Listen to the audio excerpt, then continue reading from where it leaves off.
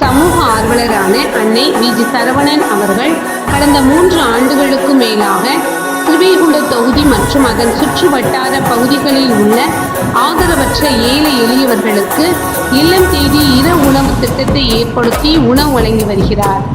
இந்நிலையில் தமிழக வெற்றிக் கழகத்தின் ஐம்பெரும் கொள்கை தலைவர்களில் ஒருவரான சமூக ஆர்வலர் அஞ்சலை அம்மாளை கொள்கை தலைவராக அறிவித்ததன் ஈர்ப்பால் தமிழக வெற்றிக் கழகத்துடன் இணைந்து தமிழக வெற்றிக் கழக தலைவர் தளபதி திரு விஜய் அவர்களின் ஆசையுடன் கழக பொதுச் செயலாளர் அண்ணன் வி.சி.என். ஆனந்த் அவர்களின் வழிகாட்டுதலின்படியும் மதிய உணவு மற்றும் இரவு உணவு திட்டத்தை ஏற்படுத்தி உணவு வழங்கி வருகிறார்.